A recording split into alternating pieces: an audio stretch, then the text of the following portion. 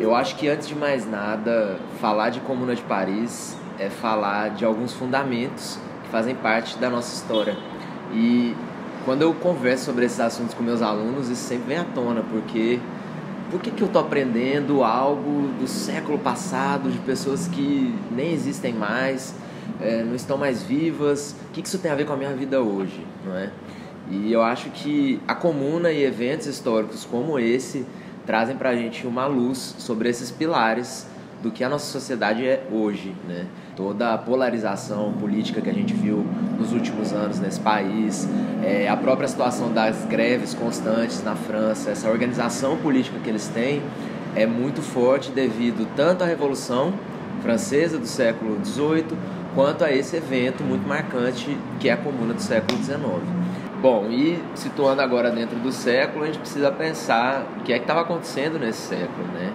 Ali, o final do século XIX, ele é marcado por grandes transformações, tanto no capitalismo global, quanto na relação internacional entre as nações, as potências que estavam ali surgindo dentro do contexto global, europeu, enfim.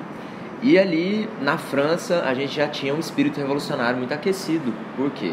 Porque a Revolução do final do século XVIII, em 1789, a gente tem a Revolução Francesa, né? Que é a Revolução Francesa? Nada mais é do que um grito contra a monarquia, contra a tirania e a perpetuação de poder na mão de uma família só.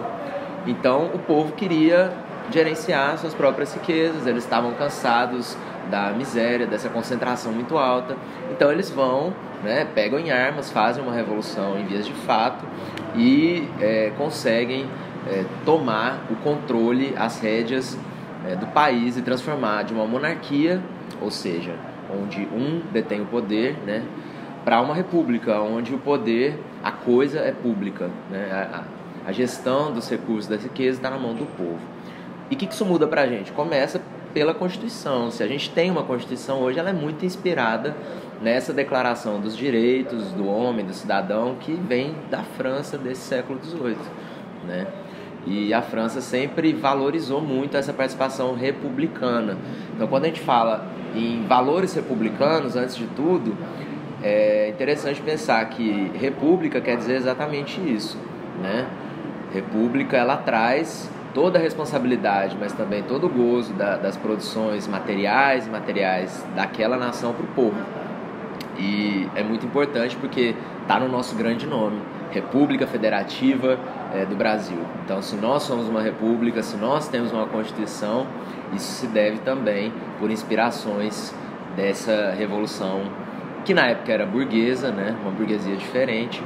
E aí, quase um século depois, em 1871, depois de vários acontecimentos históricos, que não cabe aqui a gente entrar em detalhes, mas a gente já tem uma França um pouco diferente, né?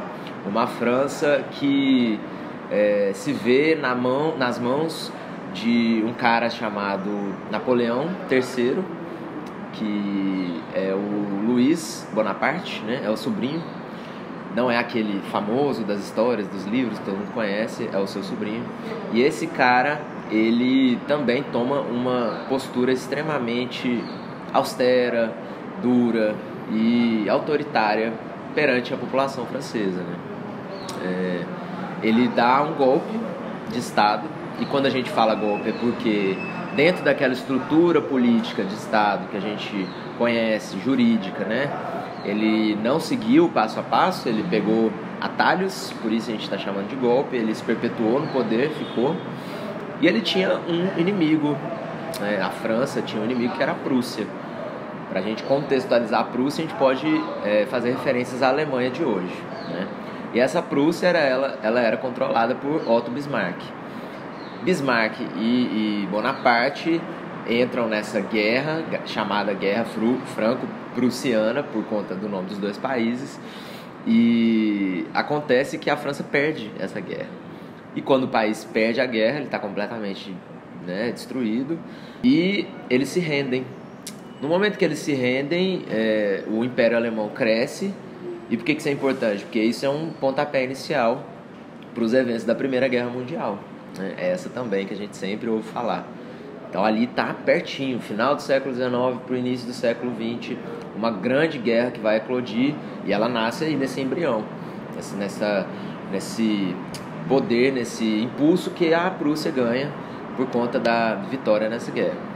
Então, os operários da França revoltados, a gente tem ainda uma inspiração aí jacobina, né, que vem também da Revolução Francesa, os jacobinos que nada mais são do que uma ala mais revolucionária, as pessoas que não querem mesmo trabalhar através de conciliação, de acordos com o poder maior, querem subverter a ordem, né?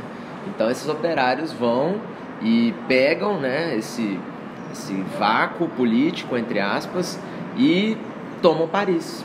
Por isso, Comuna de Paris, né? Comuna, que é uma palavra incrível de a gente analisar, porque nada mais é do que algo comum, algo coletivo, partilhado, na mão de todos, e uma palavra, um radical que foi tão manipulado historicamente para se tornar algo pejorativo. Então, quando a gente ouve comuna, a gente já associa a comunista, que sim, tem relação, mas o comunista não valoriza algo que é tão caro para os valores republicanos da burguesia atual no Brasil e no mundo. Por isso é um grande inimigo e sempre foi, né, demonizado. Quando a gente fala então em compartilhar riquezas, o comunismo, pelo menos para Marx, né, nas teorias fundamentais, elementais do marxismo, nada mais é do que a dissolução do Estado e essa redistribuição na mão do povo. Então eu não tenho mais essa concentração estatal fazendo um controle ou administrando a minha vida pessoal. Na verdade, a vida pessoal ela se torna pública porque todos estão administrando o que é de todos. A comuna, nessa época, em 71 dias, é óbvio que eles não conseguiram, né, fazer uma grande rede, compor uma grande estrutura industrial nacional, primeiro porque eram reservadas algumas cidades só. Além de Paris, a gente tinha Marseille e Lyon, também interligadas nesse movimento de comuna. E o que é que eles conseguem fazer, né? Quando os operários tomam o poder na França? Eles, na verdade, vão buscar uma revisão daqueles direitos básicos ou direitos humanos, se a gente quiser chamar, que são tão importantes num período revolucionário. Porque se a gente quer que as pessoas saiam da miséria e passem a ter relevância no cenário nacional, político, macro, elas precisam ter o básico, elas precisam se alimentar, elas precisam ter moradia, elas precisam principalmente ter acesso à informação. E aí que entra a educação, né? Essa belíssima área que mostra pra gente que dentro da comuna o foco em fortalecer as escolas, em valorizar os professores, até mesmo dobrar seus salários, para que eles pudessem ter um incentivo de permanecer e lutar pela educação pública gratuita e de todos, né? Além disso, as fábricas passam então a ser do domínio coletivo, gerenciada pelos próprios operários ali da França, né? A administração pública dos meios de produção. O ensino, como eu falei, se torna gratuito, obrigatório. Isso quer dizer que todas as crianças devem estar matriculadas, mas também não vão pagar nada para receber essa educação, porque, enfim, né, é patrimônio público, elas têm acesso a isso. Passam a tabelar o preço dos produtos que estão sendo produzidos ali naquela cidade. A Comuna de Paris não somente aconteceu, ela se instaurou e ela resistiu, porque o governo francês, né, a hegemonia, quem ainda estava dominando o país, por mais que tivessem perdido uma guerra, eles forçaram essa retirada total das organizações operárias nas cidades que eu citei. Então, ali, a Terceira República Francesa se instaura logo após a queda de Bonaparte, e aí vem a entrada de um cara chamado Thiers. E esse Thiers, ele foi incisivo, né? O lema dele era, a missão de vida dele, o objetivo era derrubar essas forças, essas organizações populares nas cidades onde ele não tinha domínio, porque fora de Paris, Marseille e Lyon, a França estava vivendo uma outra realidade, né?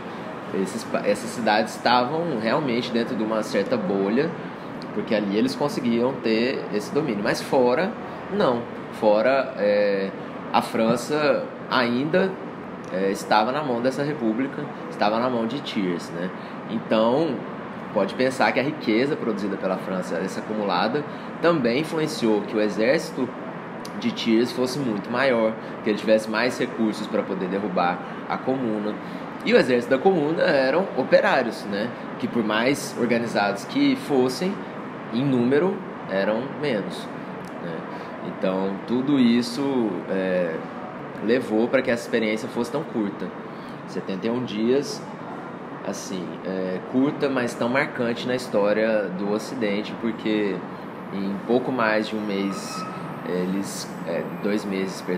pouco mais de 2 meses eles conseguem transformar, ou melhor, retomar os valores da Revolução Francesa, que eram interessantes naquela época, fazendo também esse jogo, porque agora eles não estão mais no século XVIII, eles estão vivendo o século XIX, é uma outra realidade, o final do século está se aproximando, e a França, ela já se desenvolve muito industrialmente, né?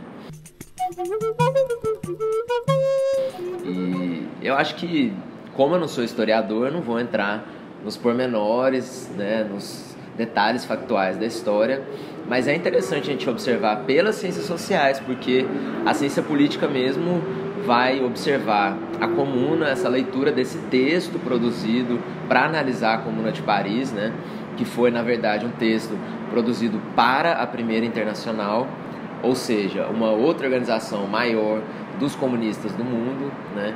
Essa Primeira Internacional, ela tem objetivos de estudo acadêmico para sistematizar, para resumir e para passar, perpetuar essa informação, também para servir de referência para outras organizações do mundo, né? Por isso, a Primeira Internacional, porque esse é o princípio número 1 do comunismo. Ele deve ser internacional. Você não faz, ou melhor, em tese, né, se você for pegar os princípios colocados ali dentro do marxismo, o comunismo deve ser internacional, porque ele vai além das fronteiras nacionais, né? Senão você não consegue fazer uma organização do proletariado global. Você precisa, então, expandir essas fronteiras. E aí a Primeira Internacional vem nesse sentido. E a Comuna de Paris ela serve muito de referência para outros movimentos que vão surgir com bandeiras socialistas e comunistas no século XX. Porque normalmente quando a gente estuda socialismo, a gente vai olhar para o século XX, né? Nos exemplos práticos. União Soviética, Cuba, China. E a gente tem que tomar muito cuidado, porque as informações que circulam nem sempre são tão confiáveis ou têm um embasamento teórico ou histórico bem consolidado, né? Porque o que chamam às vezes de comunismo nada mais é do que um socialismo nacional ou um socialismo autoritário em alguns casos, e a luta seria por um socialismo democrático, né? Qual a diferença?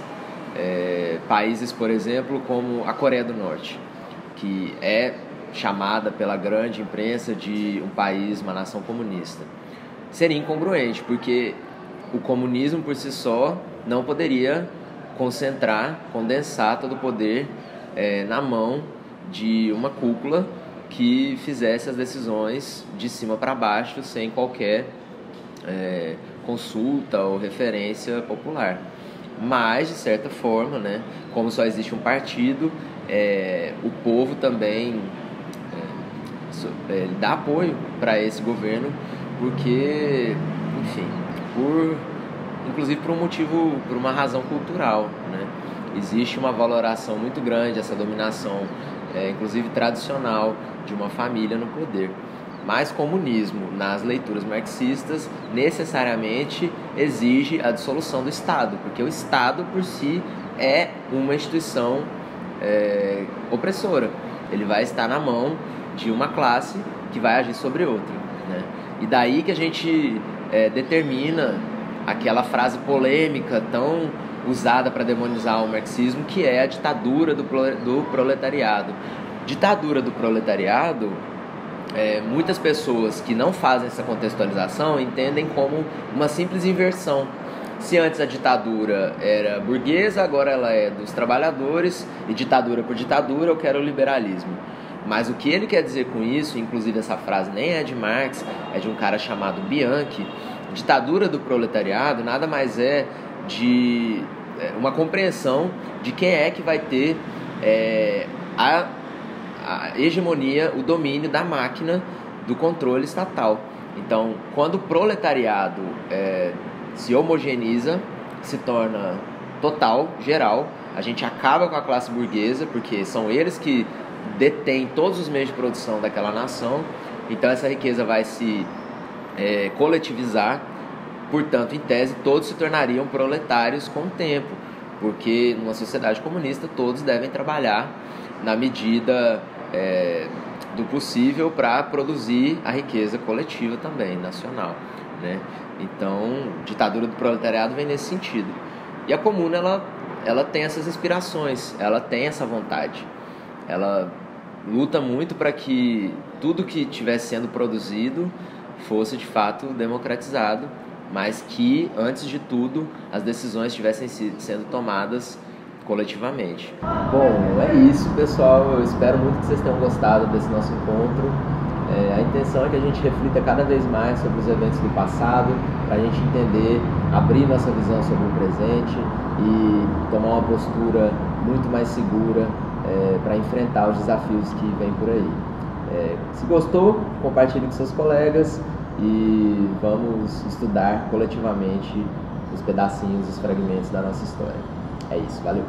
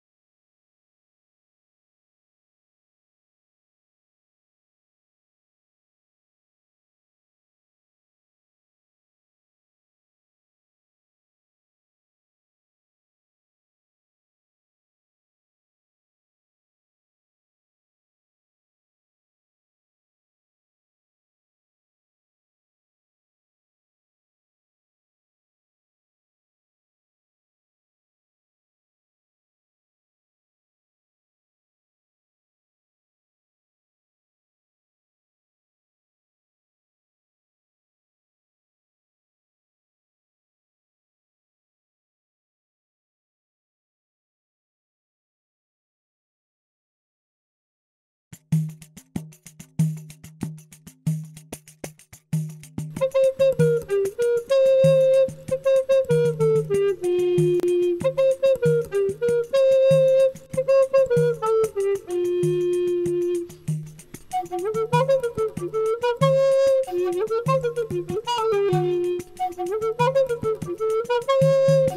you.